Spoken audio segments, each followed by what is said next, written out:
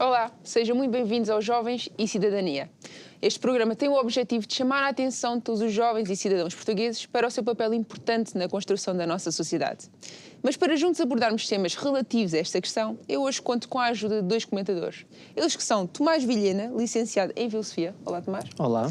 E Elson Ventura, estudante em Direito. Olá, Elson. Olá, Inês. Muito bem.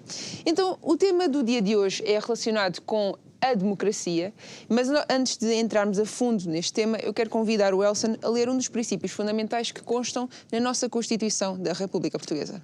Então, eu vou passar a ler o artigo número 1, que é referido à República Portuguesa, que diz: Portugal é uma república soberana baseada na dignidade da pessoa humana e na vontade popular e empenhada na construção de uma sociedade livre, justa e solidária.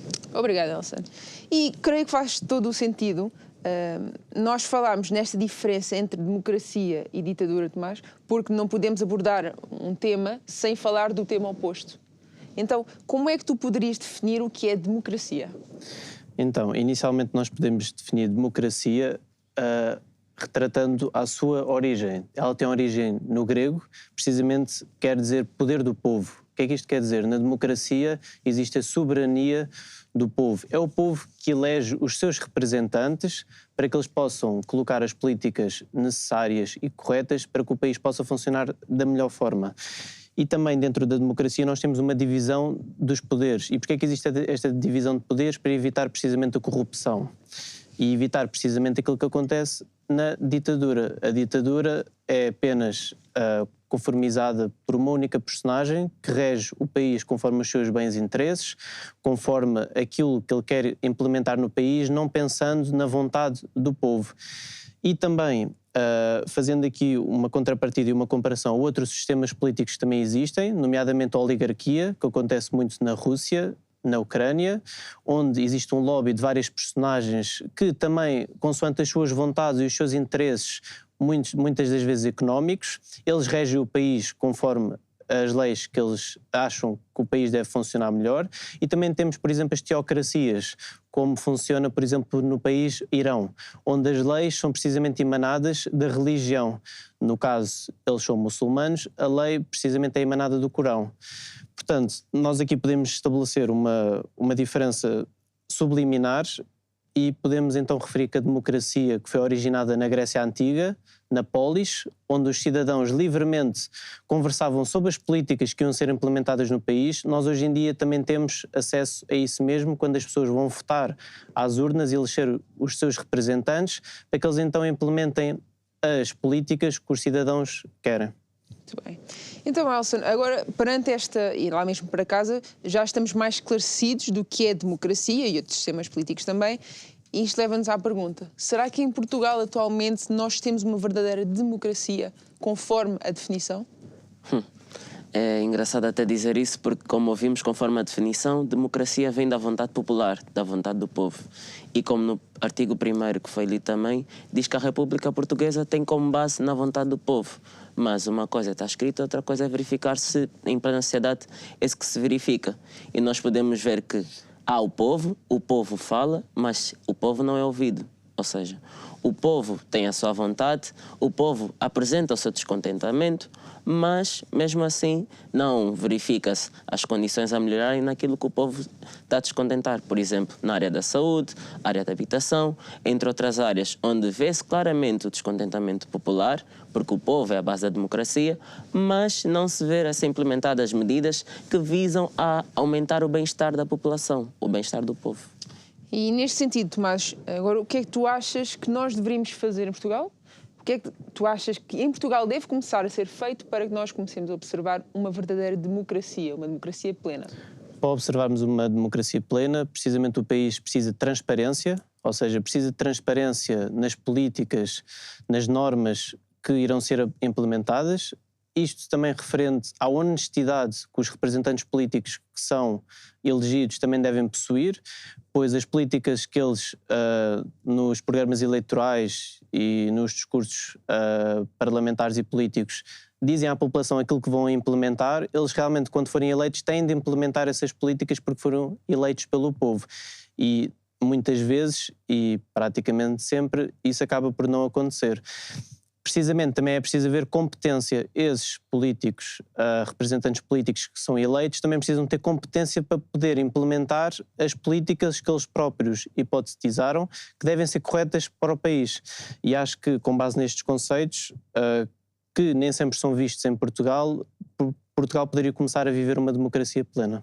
E é importante nós referirmos no que toca a esta questão de democracia, porque mesmo o povo pode pensar, e os próprios jovens, este programa é muito focado em jovens, de que a democracia é um Estado em que eu posso fazer tudo o que eu quero.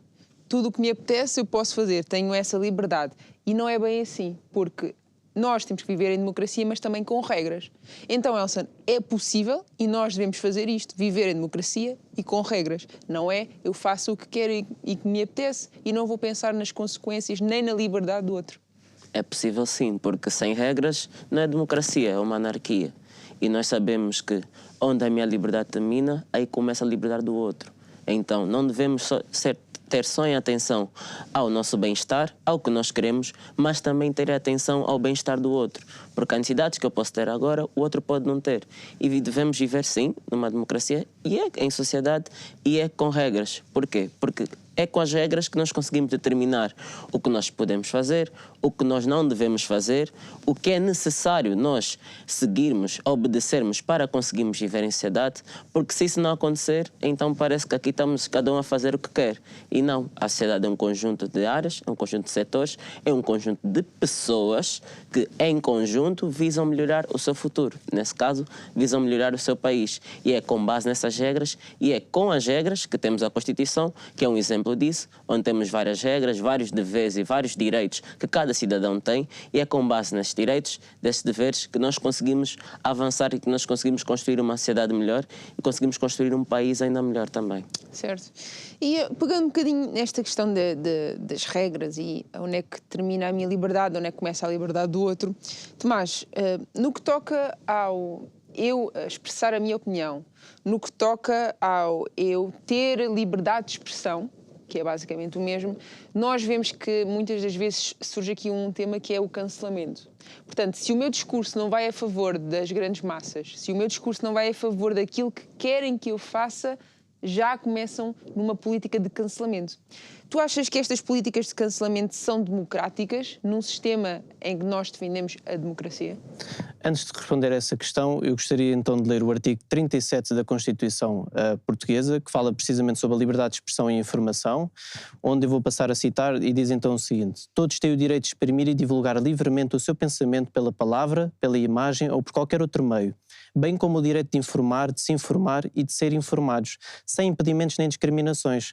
O exercício destes direitos não pode ser impedido ou limitado por qualquer tipo ou forma de censura. Portanto, através deste artigo nós podemos então ver que as políticas de cancelamento não são democráticas, porque a democracia não existe só quando as coisas são do nosso agrado. O julgamento do discurso político, que existe pelos representantes que nós elegemos, esse julgamento deve ser feito pelo povo, porque a democracia é feita com base na soberania do povo. Portanto, estas políticas de cancelamento não são democráticas e quem as faz tem em mente outros interesses para si próprio e não para o país. E nós não podemos esquecer como vocês têm estado a referir, que é importante transmitirmos lá para casa, o povo tem poder, mas não tem o poder de, como estávamos a falar há bocadinho, de fazer o que só eu quero, o que só eu gosto, mas é pensar no bem geral de toda uma sociedade, no bem saudável de toda uma sociedade. E neste tema, também um bocadinho da liberdade de expressão, vem outro tema, um subtema, chamemos-lhe assim, que é a mídia, em Portugal, Elson, que ultimamente não tem sido muito imparcial, ultimamente não tem sido muito democrática, mas que deveria apenas, num cenário de expor, de mostrar, acaba por querer levar o povo a pensar conforme ela quer.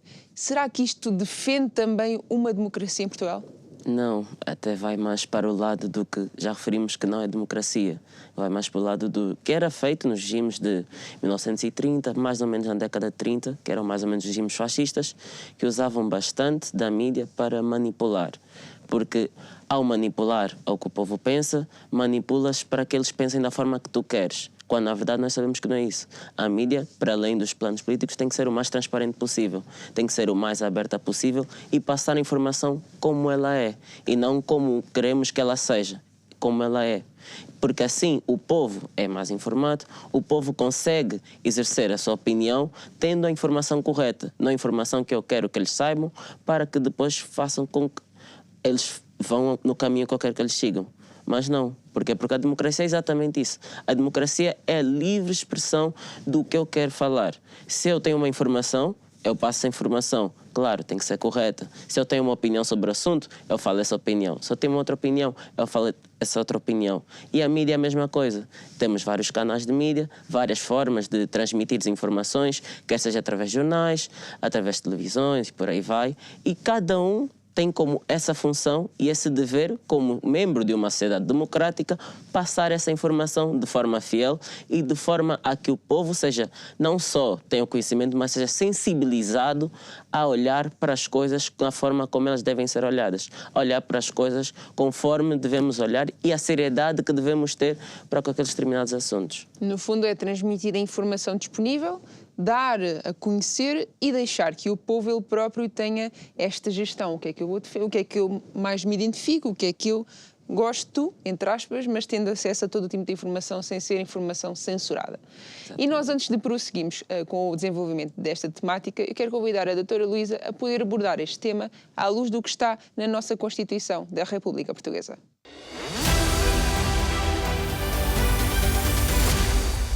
Boa noite.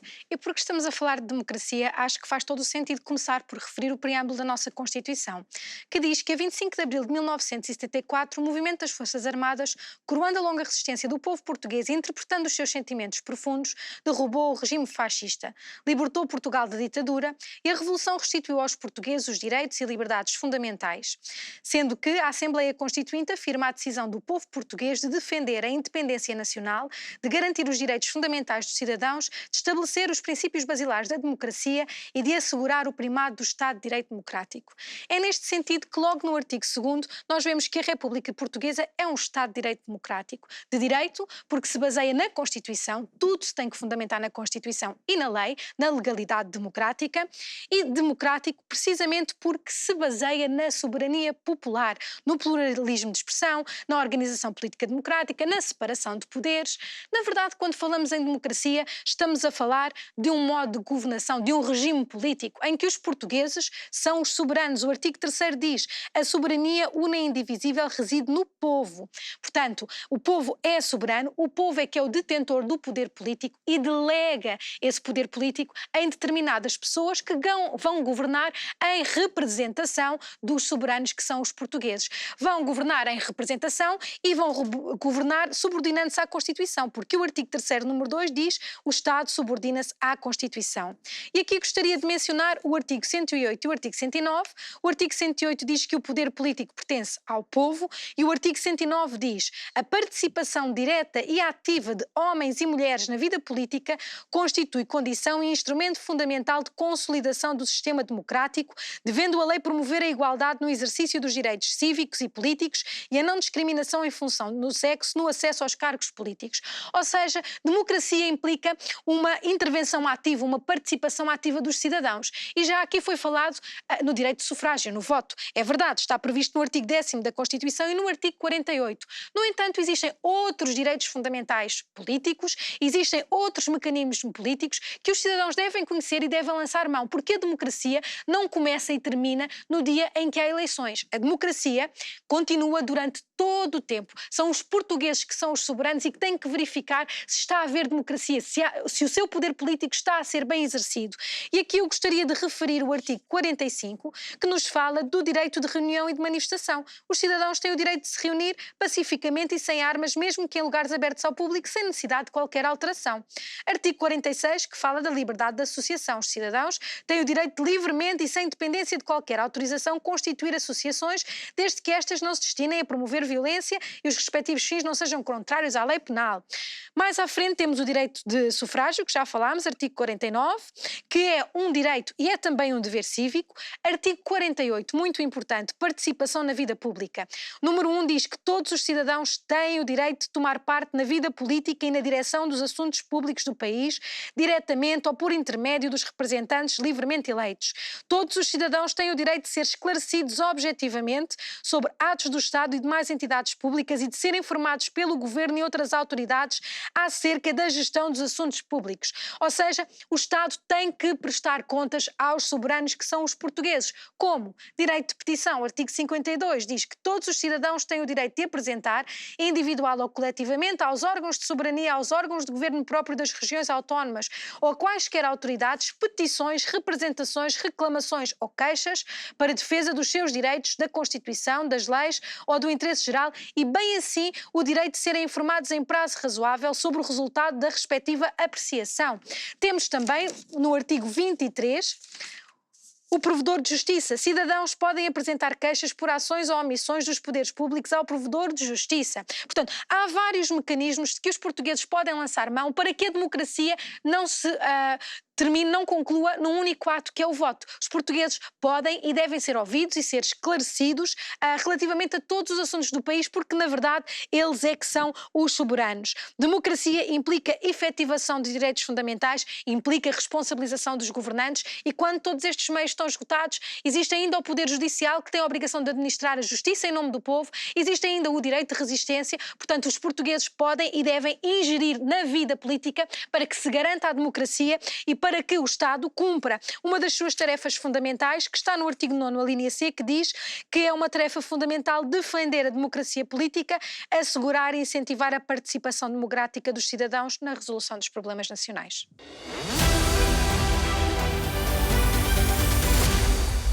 Mais uma vez, muito obrigada, doutora Luísa, pelo seu comentário, e é de referir que isto não é um comentário baseado na opinião pessoal, mas sim no que consta na nossa Constituição da República Portuguesa. Portanto, convido lá a casa todos os jovens a vocês conhecerem a verdade que vos protege também.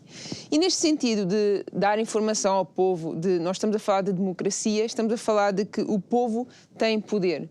Mas, Tomás, será que nós observamos esta soberania no povo atualmente em Portugal?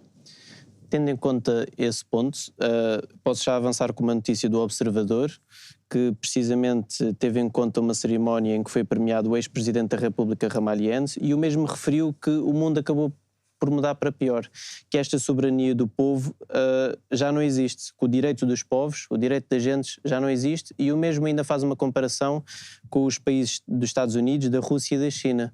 O que é que isto quer dizer? Quer dizer que o direito do povo já não está a ser ouvido. As pessoas estão a eleger representantes políticos, líderes políticos, que não estão a exercer a vontade do povo no poder. Muitos destes líderes que o ex-presidente acabou por referir relativamente aos Estados Unidos, à Rússia e à China, muitos deles, já interligando com Portugal, tomam muitas decisões políticas com base em jogos de poder, com base em vinganças, com base em interesses de grupos económicos, com base em interesses próprios que os agradem. Portanto, o país e os países já não estão a ser governados pela soberania do povo. E eu creio que Portugal ainda não está a viver uma democracia plena, mas, na minha opinião, está a viver uma oligarquia / ditadura disfarçada, onde um grupo de lobby de várias personagens com poder político e poder financeiro acabam por regir o país conforme lhes bem interessa. Muito bem. E, Elsa, isto é importante nós termos este conhecimento, porque nós, fazendo parte do povo, nós temos que saber quais são os nossos deveres, mas também quais são os nossos direitos. Nós temos que ter a responsabilidade de que estamos a contribuir para uma sociedade, nós estamos a construir não só o nosso presente, o nosso futuro e o futuro daqueles que vão fazer parte da nossa descendência, da parte da descendência dos nossos amigos e por aí fora. Portanto, nós temos este papel muito importante na nossa sociedade. E como é que nós podemos então contribuir para esta construção de uma sociedade justa, de uma sociedade que contribui para o bem-estar dos seus cidadãos? Antes de mais nada, vou referir o número 1 do artigo 10, que refere até o povo exerce o poder político através do sufrágio universal, igual, direto, secreto e periódico, do referendo das demais formas previstas na Constituição. Ou seja, o sufrágio é referente ao voto. O povo exerce o seu poder político, o povo, enquanto o membro da democracia a quem deve ser respondido, é através do voto que consegue manifestar a sua opinião. É através do voto que consegue manifestar aquilo que ele quer para o seu país. Por isso é que salienta-se muito a importância do voto. Porque é através do voto que nós conseguimos passar a nossa opinião, através do voto que nós conseguimos estar ativamente presentes na construção da nossa sociedade e do futuro que nós queremos para os nossos filhos e do futuro que nós queremos para nós enquanto jovens também da sociedade portuguesa. Porque é através do voto que nós conseguimos fazer com que aqueles que estão a nos representar façam valer cumprir aquilo que eles prometeram nas campanhas políticas que estavam a fazer.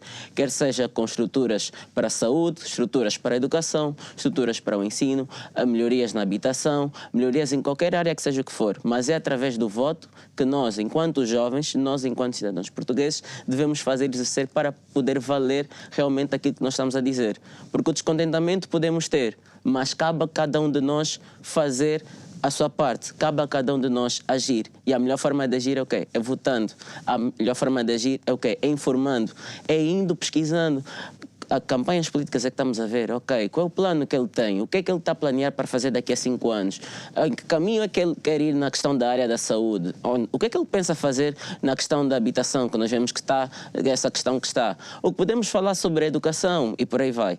É informarmos-nos bastante para assim, quando formos votar também, votarmos com a consciência tranquila, votarmos com conhecimento certo e voltando àquilo que nós já falamos ao longo do programa, dos mídias, tendo a informação correta para assim, quando nós votarmos, estamos a votar não só de forma consciente, mas de forma informada, para que assim o nosso voto seja um voto que realmente faça valer a nossa opinião, que faça valer aquilo que nós queremos enquanto jovens, enquanto sociedade, para que o nosso futuro seja cada vez melhor, para que cada vez mais possamos ver que as necessidades que nós achamos que são necessárias para nós e que deveriam ser cumpridas, se cumpram cada vez mais, para cada vez mais possamos ter o futuro que nós sabemos que merecemos e que nós sabemos que podemos alcançar.